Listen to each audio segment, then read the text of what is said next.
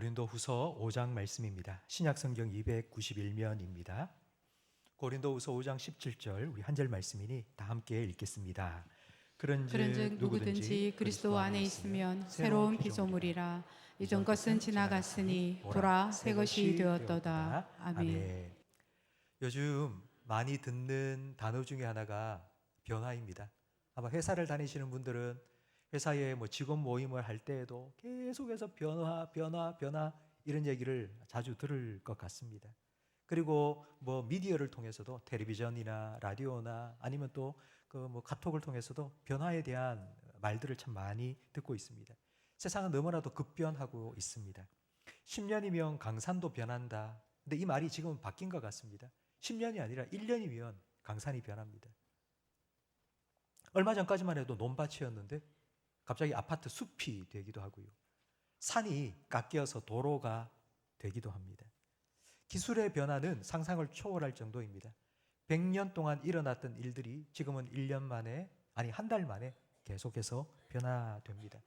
어릴 적 공상과학 만화에서 봤던 사람이 아무것도 안 하고 있는데 자동차가 목적지까지 딱 데려다주는 자율주행 자동차가 이제는 공상이 아니라 현실이 되었습니다. 하늘을 나는 자동차 지금 상용화되고 있습니다. 이런 변화를 보면서 앞으로 세상이 얼마나 발전할까 하는 기대감도 있지만 한편으로는 이런 변화하는 세상 속에 만약 내가 그 변화를 따라가지 못한다면 과연 나는 어떻게 될까라는 불안함도 있습니다. AI 기술의 발전은 실로 놀랍습니다. 그런데 우려가 되죠. AI의 발전으로 인해서 사람들의 일자리가 점점 사라지고 있습니다. 사람이 해야 될 일을 AI가 대신하고 있고요. 그래서 앞으로 사라질 직업의 숫자가 수천 개가 된다고 합니다. 앞으로 세상은 어떻게 변화될까요? 그리고 사람은 그 변화된 세상 속에서 어떻게 살아가야 할까요? 그래서 저는 이런 고민이 되더라고요. 과연 이런 변화는 좋은 걸까? 아니면 나쁜 걸까? 고민이 됩니다. 여러분 어떻게 생각하십니까? 변화되어야 된다고 생각하십니까? 그러면 여러분은 어떻게 생각하십니까? 여러분은 내가 변화되어야 된다고 생각하십니까? 그렇다면 여러분의 어떤 부분이 변화되기를 원하십니까? 오늘은 6월 마지막 주일입니다. 한 해가 절반이 뚝 지나갔습니다. 이제 한 해의 절반밖에 남지 않았습니다. 올해 우리 교회는 여기에 있었죠? 지금은 교회학교 여름 행사 일정으로 바뀌었는데요. 우리 교회의 올해표를 혹시 기억하십니까? 그리스도 안에서 새롭게 되는 교회. 네, 그렇습니다. 우리 교회 새롭게 건축을 했습니다. 이제 새로운 예배당, 새로운 환경에서 예배 드리고 그리고 신앙생활을 하고 있습니다. 그래서 저는 올 한 해 동안 우리 성도들도 함께 새롭게 좀 변화가 되었으면 좋겠다 생각하는 마음으로 그리스도 안에서 새롭게 되는 교회라는 표를 정했습니다. 근데 여러분, 이제 6개월이 지났는데요. 이렇게 새로운 환경에서 새로운 예배당에서 예배를 드리면서 신앙생활하면서 여러분의 삶에는 어떤 변화가 있습니까? 여러분은 새롭게 변화되고 있으십니까? 변화에 가장 민감한 분야 중에 하나가 바로 패션계입니다. 해마다 봄, 여름이면 밀라노, 파리 이런 패션의 성지 같은 곳에서 패션쇼를 합니다. 그럼 그 패션쇼에서 발표된 옷감이나 색깔이나 디자인이 한 해의 유행이 됩니다. 패션쇼 끝나고 나면 유명한 가수가 그 패션쇼에서 입고 있었던 옷을 입고 나옵니다. 그러면 그 다음 한 주 동안 그 옷이 품절이 됩니다. 솔드 아웃 됩니다. 사람들이 누구나 다 사 입습니다. 사람들이 패션에 민감한 이유가 뭘까 생각해 보니 가장 쉬운 변화가 옷을 바꾸는 거죠. 헤어스타일을 바꾸는 거죠. 이건 너무 쉽습니다. 근데 진짜 변화가 된다는 건 쉽지가 않습니다. 변화되어야 된다는 건 다 알고 있습니다. 근데 변화가 잘 안 되거든요. 그래서 쉬운 변화를 자꾸 찾아가는 거예요. 패션을 바꾸고 헤어스타일 바꾸고 그러니까 외모를 바꾸는 것으로 대리 만족을 하는 것 같습니다. 근데 저는 이 외모의 변화는 카멜레온 같다고 생각이 됩니다.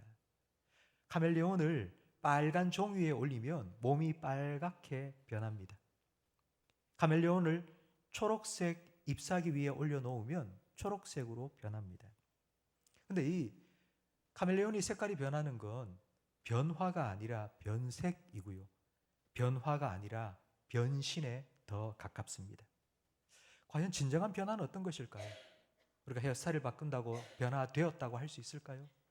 뭐 패션을 바꾸었다고, 스타일을 바꾸었다고 변화되었다고 말할 수 있을까요? 진정한 변화는 과연 무엇일까요?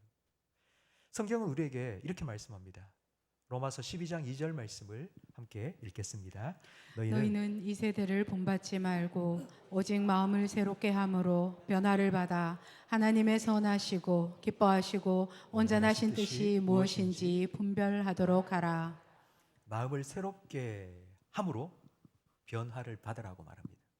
근데 여기에 나오는 변화, 이 변화라는 단어는 그리스어, 성경이 쓰여진 이 헬라어의 메타모르포입니다. 메타모르포. 이 단어가 무엇을 의미하느냐면 애벌레가 나비가 되는 변이입니다.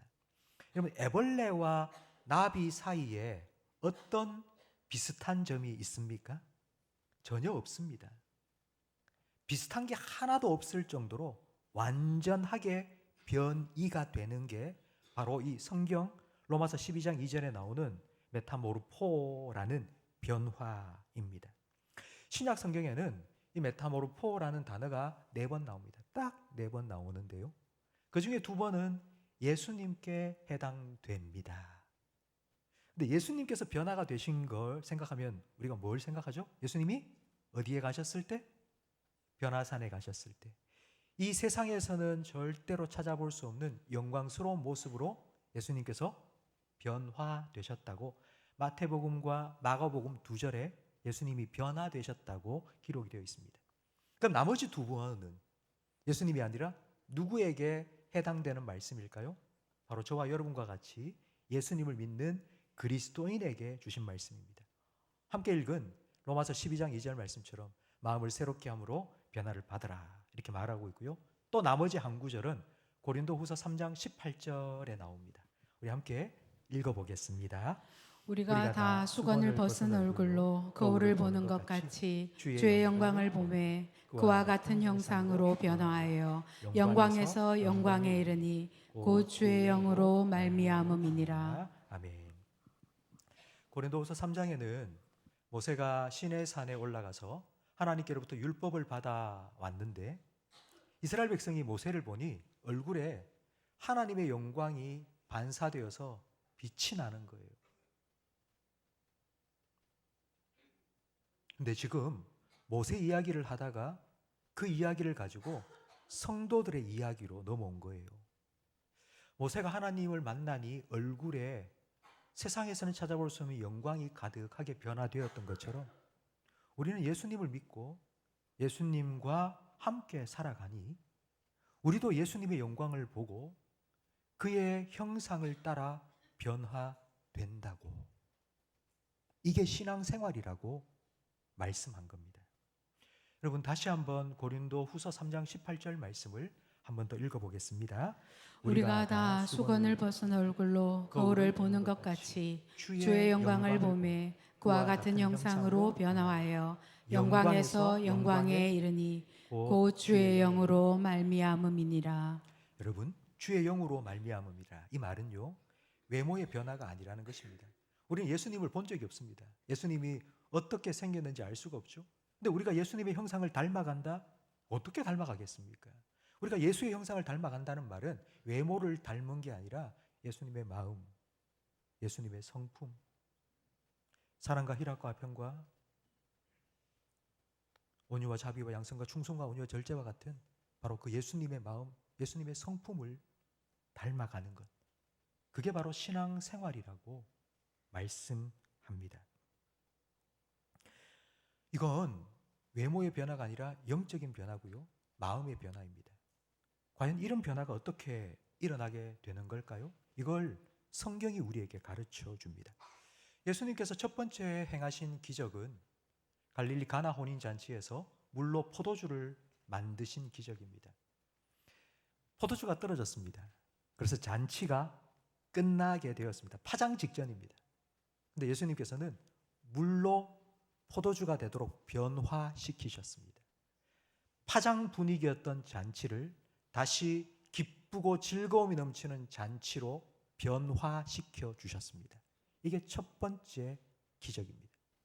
예수님께서는 이 첫 번째 기적을 통해서 예수님께서 이 땅에 오신 목적이 무엇인지를 보여주셨습니다.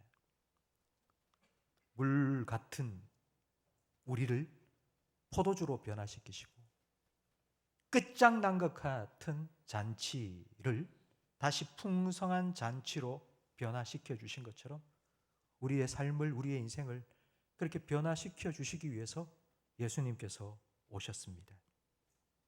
성경은 이렇게 예수님을 만나 변화된 사람들의 이야기입니다. 그 중에 한 사람만 이야기를 하면요, 제가 설명을 하면 여러분 금방 아실 겁니다. 아주 키가 작은 사람이었습니다. 키가 작다는 컴플렉스를 커버하기 위해서 돈을 정말 많이 벌었습니다. 바로 삭개오입니다. 삭개오는 사람들이 자기의 외모를 놀리지 못하도록 내가 좀 사람들한테 좀 힘이 있는 사람이 되어야겠다 생각하고는 세리장이 되고는 돈을 벌었습니다. 돈을 막 벌었습니다. 그 돈이 사람들의 시선으로부터 자기를 지켜줄 성벽이 될 거라고 생각했는데 성벽이 된 것이 아니라 감옥이 되었습니다. 사람들이 자기한테 오지 않는 거예요. 자기가 그 안에 딱 갇혀서 너무 외롭고 쓸쓸한 거예요. 예수님이 오신다는 소리를 듣고는 예수님을 만나고 싶어 갔는데 키가 작으니까 사람들이 모여 있는데 예수님이 안 보이는 거예요. 근데 아무도 길을 열어주지 않네요. 그래서 어쩔 수 없이 나무에 올라갔습니다. 근데 예수님께서 그 삭개오를 보면서 삭개오야 내려오너라. 내가 오늘 너의 집에 가겠다. 너와 함께 먹고 이야기도 하고 좀 해야 되겠다. 삭개오는 얼마나 기뻤는지 모릅니다. 그 누구도 말을 걸어주지도 않고 그 누구도 함께 먹어주지도 않고 그랬던 삭개오에게 예수님께서 찾아오신 겁니다. 그 넓은 집에 돈이 많으니 집도 얼마나 넓었겠습니까? 근데 아무도 발걸음을 하지 않았어요. 근데 거기에 예수님과 제자들, 결국 예수님을 따르던 사람들이 왔어요. 그 잔치를 벌인 거예요. 함께 먹고 마시고 너무너무 기뻤습니다. 그래서 삭개오가 이런 말을 하죠. 예수님, 내 재산의 절반을 잘라서 가난한 자들에게 다 나눠주겠습니다. 그리고 혹시라도 내가 다른 사람의 것을 빼앗은 것이 있다면 4배 내가 갚아주겠습니다. 예수님께서 그렇게 하라고 한 적이 없습니다. 예수님이 삭개오한테 너 이렇게 해야 된다, 너 그래야 된다 말씀하지 않았습니다. 그냥 예수님께서는 찾아가 주셨죠. 삭개오에게 말을 거셨죠. 그리고 만나 주셨죠. 함께 먹어 주셨습니다. 이렇게 해라 저렇게 해라 말하지 않으셨습니다. 그러니까 예수님은 삭개오의 행동을 변화시키려고 하지 않으신 겁니다. 그런데 삭개오는 마음의 변화가 일어난 거예요. 어떻게 사는 게 행복한 거지? 나는 돈이 많으면 행복할 줄 알았는데, 돈만 있으면 내가 사람들로부터 존경받으며 살 줄 알았는데, 이게 아니네. 진짜 사람답게 사는 것, 행복하게 사는 것, 과연 그게 뭘까? 그러지만 갑자기 예수님께 예수님, 내 재산을 나누어서 사람들에게 다 주겠습니다. 나의 힘이었고 나의 전부였던 그 돈에 대한 생각이 바뀐 겁니다. 돈에 대해서 내가 지금까지 가지고 있던 생각이 완전히 손바닥 뒤집듯이 180도 변화된 겁니다. 이게 바로 로마서 12장 2절에 나오는 마음을 새롭게 함으로 변화를 받았다는 의미입니다. 또 한 사람을 말하자면 바울입니다. 바울은 정말 신학 공부를 열심히 했고요. 요즘 말로 하면 신학 박사 학위까지 받은 사람입니다. 바울에게 있어서 이 신학, 지식, 그리고 자기가 가지고 있는 그 신학 지식을 가지고 교회를 위하여서 섬기고 봉사하는 그 일이 자기에게는 너무너무 큰 인생의 가장 중요한 일이었습니다. 그런데 바울이 이렇게 말하죠. 내가 그렇게 중요하게 여겼던, 내 인생의 전부라고 생각했던, 내 인생의 목적이라고 생각했던 그걸 나는 다 무엇처럼 여긴다고요? 배설물. 여러분, 배설물이라는 말은 소변, 대변입니다. 이 세상에 그 어느 누가 소변, 대변 껴안고 삽니까? 다 물 내려 보내죠. 근데 바울이 한때는 나의 모든 것이었고, 한때는 내 인생의 전부였고, 내 삶의 목적이었던 그거 나는 이제 다 배설물처럼 여긴다. 예수님을 만나고 예수님이 누군지를 알고 예수님을 믿고 난 다음 변화가 생긴 거예요. 생각이 변화된 거예요. 가치관이 변화된 거예요. 이게 변화입니다. 아마 여러분 가끔씩 텔레비전을 통하여서 이런 전격적인 변화를 경험한 사람들의 이야기를 들은 적이 있을 겁니다. 근데 사람이 살다 보면 이런 전격적인 변화를 언제 경험하느냐 하면 중병에 걸린 거예요. 병원에 가니까 의사가 이제 6개월입니다. 사형 선고를 한 거예요. 6개월밖에 남지 않았다는 거예요. 그런데 기적적으로 그 죽을 병에서 살아났습니다. 전격적인 변화가 일어난 거죠. 아니면 큰 사고를 당했습니다. 오랫동안 병원에서 치료를 받고 이제 회복이 되었습니다. 여러분, 큰 사고를 겪고 죽음의 문턱 앞에까지 갔다가 다시 돌아온 사람들, 그들의 이야기를 들어보면 완전히 삶이 바뀝니다. 아, 내가 왜 옛날에는 이렇게 살았지? 내가 옛날에는 왜 이걸 붙잡고 그렇게 아웅다웅 살았지? 이게 중요한 게 아닌데 내가 왜 그렇게 살았지? 그러면서 이제는 내가 새롭게 살겠다고, 내가 좀 변화되어야 되겠다고 그렇게 이야기하는 것을 참 많이 듣습니다. 사실 이 자리에 앉아 계신 여러분들도 다 그런 순간을 겪으셨습니다. 저도 여러분도. 그게 언제인가 하면 바로 십자가 앞에 섰을 때입니다. 여러분, 십자가 앞에 섰을 때 그때 우리는 이걸 깨닫죠. 도대체 왜 내 한 사람 살리려고, 나를 구원하시기 위해서 하나님의 아들 예수가 십자가에 그렇게 못 박혀 죽어야만 했나? 그것 말고는 나를 구원할 다른 방법이 없었구나. 내가 그렇게 죽을 죄인이었구나. 나는 그런 인간이었구나. 라는 것을 깨닫게 됩니다. 내가 누군지를 알고 인생이 무엇인지를 알게 되면 그 다음부터는 그럼 나는 어떻게 살아야지? 무엇을 위해 살아야 되지? 라는 생각이 됩니다. 저는 이걸 여러분들이 흔히 말하는 은혜 받았다라고 설명을 합니다. 은혜를 받은 사람은 은혜를 받은 사람답게 살아가고 싶은 마음이 생깁니다. 나 같은 죄인 살리신 주 은혜 놀라워. 그러면 이제 나는 어떻게 살아야 될까? 내게 이 생명을 주신 내가 주님을 위해서 나는 뭘 하고 살아야 될까? 내가 이전에는 내가 이렇게 살아왔는데 근데 이제는 내가 이렇게 살아가야 되겠다. 성도 여러분, 진정한 변화는 우리 마음에서부터 시작되는 겁니다. 그 변화의 자극은 외부에서 올 수 있습니다. 그게 질병일 수도 있고요. 그게 사고일 수도 있고요. 그게 아픔이고 고통일 수 있습니다. 그런 자극은 우리에게 외부에서 옵니다. 그러나 그 자극으로 인해서 우리가 변화되지는 않습니다. 그걸 통해서 깨닫게 되는 거죠. 내가 어떻게 살아야 되는지, 내가 무엇을 위해 살아야 되는지 깨닫게 됨으로 진정한 변화가 시작됩니다. 제가 설교하면서 시작할 때 이렇게 말씀드렸죠. 오늘은 6월 마지막 주일입니다. 1년의 절반이 훅 지나갔습니다. 여러분, 6개월 전 2026년 새해를 시작할 때에 해마다 새해를 시작할 때마다 우리가 하는 게 있습니다. 결심하고 다짐하는 거. 아, 나 올해는 내가 이걸 좀 해봐야 되겠다. 난 이렇게 좀 변화되었으면 좋겠다. 나는 이렇게 안 살아야지. 내가 지난 삶을 돌아보니 내가 왜 그렇게 살았을까? 이제 난 담배를 좀 끊어야 되겠다. 나 술도 끊어야 되겠다. 나는 좀 변화되어야 되겠다. 나는 이제 그렇게 살지 말아야 되겠다. 이런 결심을 하고 또 합니다. 그리고 하나님께 기도도 하죠. 하나님, 좀 변화시켜 주세요.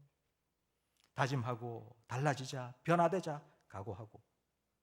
그런데 한 달, 두 달, 6개월 살다 보면 언제 그랬느냐는 듯이 그런 결심이 흐지부지 되죠. 6개월 지나서가 아니죠. 작심 3일이 될 때도 참 많이 있지 않습니까? 교회 새로 지었습니다. 교회 이렇게 아름답게 환하게 얼마나 깨끗하고 좋습니까? 이제 교회를 새롭게 짓고 함께 모여서 예배합시다. 우리 성도들 다 모여서 예배도 하고요. 우리 금요기도회 때 그냥 하나님께 부르짖으며 함께 기도도 하고요. 열심히 신앙생활 새롭게 마음 가지고 좀 하자고 그런 마음을 품었는데 6개월이 지나면서 흐지부지 되지는 않으셨습니까? 우리의 결심이 이렇게 쉽게 흐지부지 되는 데는 두 가지 이유가 있습니다. 첫 번째는 우리 마음이, 우리 의지가 약하기 때문입니다. 아무리 결심을 해도요, 우리는 쉽게 약해집니다. 그리고 두 번째, 우리가 살아가고 있는 이 세상이 악합니다. 우리의 의지는 약한데 우리가 살아가는 세상은 악합니다. 세속주의의 거센 물결 속을 우리는 살아가고 있는데요. 그러다 보면 새롭게 되기보다는 세속에 물들기가 쉽고요. 변화되기보다는 변질되기가 훨씬 쉽습니다. 성도 여러분, 저는 이스라엘 백성이 출애굽하고 40년 광야 생활을 마치고 가나안을 정복할 때를 생각해 보면요. 가나안 정복은 그냥 막 질풍노도와 같이 확 가서 금방 정복했습니다. 정복은 금방 이루어졌거든요. 근데 그 다음 어떻게 되었을까요? 여호수아 다음 사사기에 보면 땅은 정복했는데 이스라엘 백성의 마음은 가나안 사람들이 은밀하게 제시한 우상의 정복을 당한 거예요. 땅은 쉽게 정복했습니다. 근데 마음은 너무나도 쉽게 정복당해버리고 말았습니다. 이게 우리가 살아가고 있는 이 세상과 같습니다. 그래서 우리는 작심삼일이 되는 경우가 참 많죠. 작심삼일이다 이런 말을 들으면 이 부정적인 이미지가 강합니다. 그렇죠? 작심삼일밖에 안 됐다, 결심하고 다짐해도 못 지킨다, 이런 뉘앙스로 작심삼일이라는 말을 사용하는데, 그래서 저는 설교 준비를 하면서 좀 다르게 생각해 보았습니다. 작심삼일로 끝난다 해도 4일째 다시 하면 되잖아요. 또 하면 되잖아요. 3일 동안 지키다가 흐지부지되고 잊어버려도 4일째 다시 하면 되잖아요. 네, 여러분, 작심삼일이 되어서 4일째 다시 작심을 하기 위해서는 이런 마음이 필요합니다. 나는 안 돼. 해도 안 돼. 몇 번째야 도대체? 나는 이번에는 이렇게 하겠다고 그렇게 다짐했는데, 올해는 내가 꼭 이거 하겠다고 내가 그렇게 결심을 했는데 안 되잖아. 난 안 돼. 여러분, 이런 마음이 변해야 됩니다. 다시 새롭게 시작할 수 있다는 믿음으로 변화되어야 합니다. 지난주 오랫동안 병원에 입원해 계신 성도님을 만났습니다. 근데 그분이 저를 보자마자 이런 말씀을 하시는 거예요. 손을 꼭 붙잡고는, 목사님, 제가 나가면 제가 회개를 많이 하겠습니다. 저를 보자마자 제 손을 붙잡고는, 제가 이제 퇴원을 하면 회개 많이 하겠다. 제가 그 얘기를 듣는데 마음이 너무 아픈 거예요. 이분이 오랫동안 병원 생활하시면서 무슨 생각을 했을까? 내가 참 잘못한 게 많고 내가 죄 지은 게 많고 그런 생각을 계속해서 이런 말씀을 하시는 게 아닌가. 그래서 제가 그분의 손을 꼭 붙잡고 이런 말씀을 드렸어요. 하나님은 동이 서에서 먼 것과 같이 우리의 죄를 우리에게서도 멀리 치우십니다. 그리고 우리의 죄를 기억하지도 않으시겠다고 약속하셨습니다. 그러니 성도님, 자꾸 뒤를 돌아보시면서 내가 뭘 잘못했고 내가 이것도 회개해야 되고 회개하세요. 그리고 그거 다 하나님께 맡겨드리고 난 후에 이제 퇴원하시면은 회개가 아니라 예수님과 함께 하나님을 향해 가세요. 앞으로 내가 어떻게 살아야 할지 생각하고 그렇게 기쁨으로 감사함으로 살아가세요 라고 말씀을 드렸습니다. 난 안 돼. 나는 아무리 다짐하고 결심하고 해도 나는 결국 또 안 될 거야. 여러분, 이런 생각이 아니라, 그래, 내가 3일 동안 흐지부지 되어도, 작심 3일이었어도 내가 다시 오늘 또 결심하고 또 해보자. 여러분, 이렇게 새롭게 시작할 수 있는 그 비결이, 그 능력이 어디에 있겠습니까? 그게 바로 오늘 우리가 함께 읽은 본문입니다. 고린도후서 5장 17절 말씀을 함께 읽겠습니다. 그런즉 누구든지 그리스도 안에 있으면 새로운 피조물이라. 이전 것은 지나갔으니 보라 새 것이 되었도다. 예수님 안에 있으면요, 예수님 안에 거하면 된다고요. 예수님 안에 있으면 된다고요. 근데 여러분, 예수님 안에 거한다는 게 무슨 의미인지 알아야 되겠죠. 예수님께서는 요한복음 15장에서 포도나무 비유로 우리가 예수님 안에 거한다는 것을 보여주셨습니다. 포도나무가 있는데 가지가 붙어 있으면 잎사귀가 푸릇푸릇해지고 그리고 가을에 열매를 주렁주렁 맺게 된다고. 그런데 그 가지가 떨어지면 바짝 말라서 불쏘시개로 아궁이에 던져지게 된다고. 나와 함께 있으면, 나에게 붙어 있으면, 내 안에 거하면 너희가 그렇게 될 수 있다고 말씀을 하셨습니다. 그렇게 예수님이 이렇게 말했죠. 나는 포도나무고 너희는 가지다. 너희가 내 안에, 그리고 내가 너희 안에 있으면 된다. 성도 여러분, 우리가 포도나무 가지로서 살아가다 보면 우리에게 폭염이 찾아올 때가 있습니다. 이런저런 힘든 일 때문에 우리의 마음이 힘들어지고요, 우리의 감정이 바짝 메말라 버리는 때가 있습니다. 누가 무슨 말 해도요 귀에 들어주도 않고요, 그냥 감정이 바싹 말라가지고요, 그냥 손만 딱 대면 바스락하고 부서지는 그런 바짝 마른 잎사귀처럼 그렇게 깨지고 쉽게 아프고 힘들고 화내고 우울해지고 그럴 때가 우리에게 있습니다. 때로는 폭풍이 불 때가 있습니다. 한때는 내 가지에 열매가 주렁주렁 맺혀 있어요. 믿음의 열매, 감사의 열매, 기쁨의 열매, 사랑의 열매, 용서의 열매, 막 그런 열매가 주렁주렁 맺혀 있었는데 어느 날 갑자기 폭풍이 불어왔네요. 달려있던 열매들이 우수수 다 떨어져 버린 거예요. 그러니까 바짝 마른 가지 하나만 딱 있는 것 같은 거예요. 여러분, 그렇다 할지라도 우리가 포도나무이신 예수님께 붙어 있으면 됩니다. 예수님께 붙어 있으면 다시 잎이 나고 꽃이 피고 다시 열매를 맺게 됩니다. 예수님 안에 있으면. 마음이 바짝 말라버렸어요. 여러분, 감정이 정말 메말라버렸어요. 예수님께 붙어 있으세요. 예수님께서 은혜로 여러분의 심령을 촉촉히 적셔 주실 거고요. 여러분, 열매가 다 떨어졌습니까? 예수님께 붙어 계세요. 그러면 예수님께서 여러분에게 예수님을 닮아가는 거룩한 변화의 열매를 허락해 주십니다.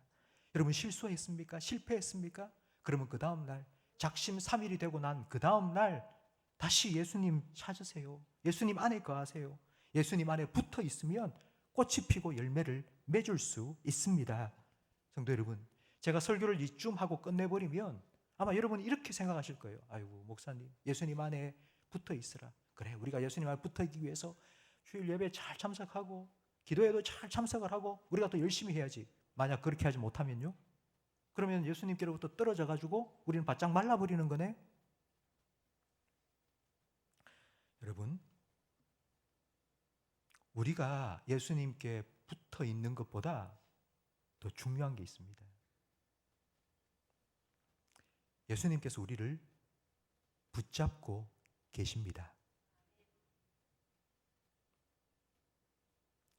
제 방에는 큰 나무 4개가 있습니다. 그러니까 입당 감사예배 드릴 때 이렇게 선물을 주셨어요. 그래서 그 화분을 큰 게 4개가 방에 여기저기 있는데요, 방문을 딱 열고 들어가면 제일 큰 나무가 있습니다. 근데 그 나무는 홍콩 야자 나무입니다. 그런데 제가 뭐 한 몇 주 깜빡 까먹고 물을 안 줬더니만 어느 날 가니까 잎이 막 훅 떨어져 있는 거예요. 그래서 제가 지난주에 이게 도대체 잎이 왜 이렇게 떨어지지 하고 한번 그 나무를 붙잡고 흔들었어요. 그랬더니만 완전히 우수 떨어 이만큼 떨어지는 거예요. 그런데 가지는 떨어졌을까요? 안 떨어졌을까요? 안 떨어졌습니다. 하나도. 잎사귀는 그렇게 우수수 떨어졌는데 가지는 떨어지지 않았어요. 여러분, 나무와 가지의 관계는 상호적인 거예요.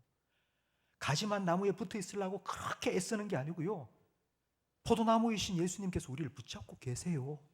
떨어지지 말라고. 떨어지면 안 된다고. 그래서 너희가 내 안에 거하라 이렇게 말씀하지 않고요, 나도 너희 안에 거하겠다고 예수님께서 약속해 주셨습니다. 예수님께서 나를 꼭 붙잡고 계신다는 이 확신을 우리는 어디에서 얻을 수 있을까요?